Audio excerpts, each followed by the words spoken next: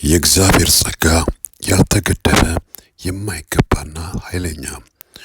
ታዳሚዎች እንኳን ወደዚህ ቻናል በደህና መጣችሁ። ስለ እግዚአብሔር ጸጋ እንዴት ያልተገደበ ፍትሐዊነቱ ለሁሉም እኩል እንደሆነና የኢየሱስ መስዋዕትነት ሙሉ እንደሚያደርገን አንድ ኃይለኛ መልእክት ላካፈላችሁ እፈልጋለሁ።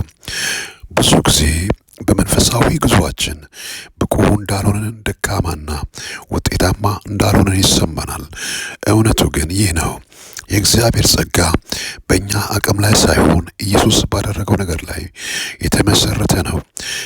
አንደኛ፣ የእግዚአብሔር ጸጋ ገደብ የለሽና በጥረታችን ላይ የተመሰረተ አይደለም። ወደ ኤፌሶን ሰዎች ምዕራፍ 2 ቁጥር 8 እስከ 9 ጸጋው በእምነት አድኗችኋልና ይህም የእግዚአብሔር ስጦታ ነው እንጂ ከእናንተ አይደለም፣ ማንም እንዳይመካ ከስራ አይደለም ይላል። የእግዚአብሔር ጸጋ በራስ አልተሰራም፣ በነፃ ይሰጣል። ማቴዎስ 5:4 እሱ በክፉዎችና በበጎዎች ላይ ፀሐይን ያወጣልና በጻድቃንና በኃጢአተኞችም ላይ ዝናቡን ያዘንባልና።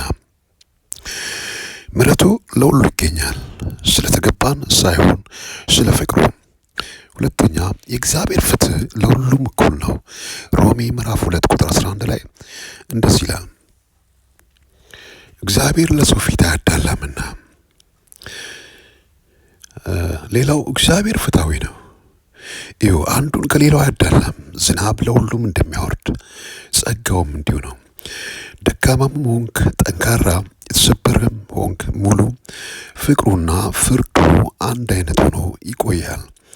ሶስተኛ፣ ኢየሱስ ለድካማችን ለኃጢአታችን ዋጋ ከፍሏል።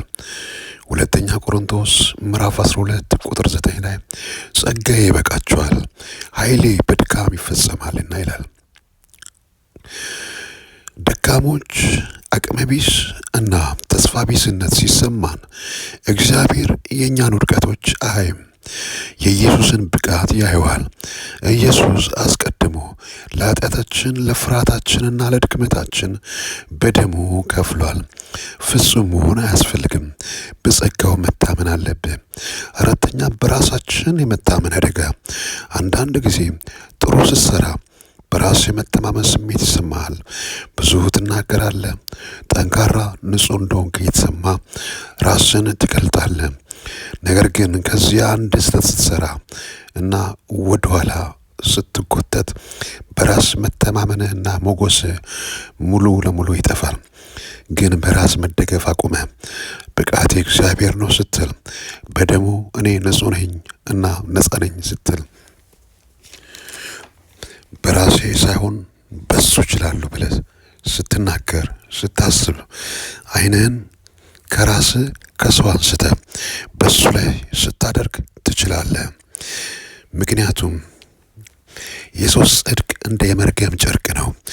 በአንዱ ስታሟላ በአንዱ ታጎላለህ፣ በሱ ግን ሙሉ ትሆናለህ።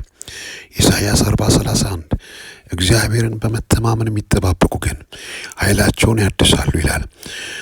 ምሳሌ ንስር ወደ ላይ ሲወጣ ነፋሱ ወጀቡ ቢገፋው እንኳን የበለጠ እንደ ሞተር መነሻ መብረሪያ ነው የሚሆነው፣ መቀዘፊያ ነው የሚሆነው። በተመሳሳይ መልኩ ታሪካችን የሚለውጠው በኢየሱስ ምክንያት ነው። ምንም ያህል ዝቅተኛ ስሜት ቢሰማን በሱ በኩል እንደገና መነሳት እንችላለን። አምስተኛ፣ እግዚአብሔር ከምጨርስበት ይጀምራል። ሁሉም ነገር ያለቀ ከመሰለ እግዚአብሔር የሚጀምረው ከዚያ ነው።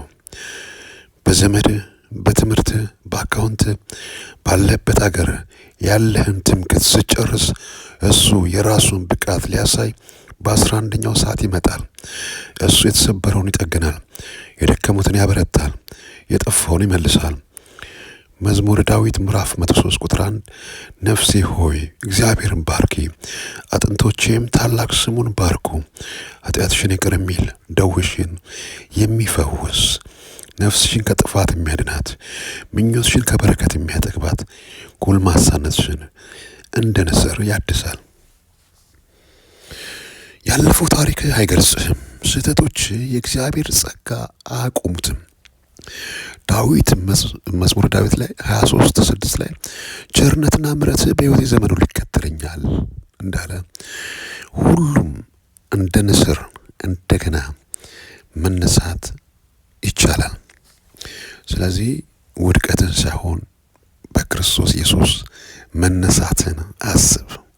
ተባረክ።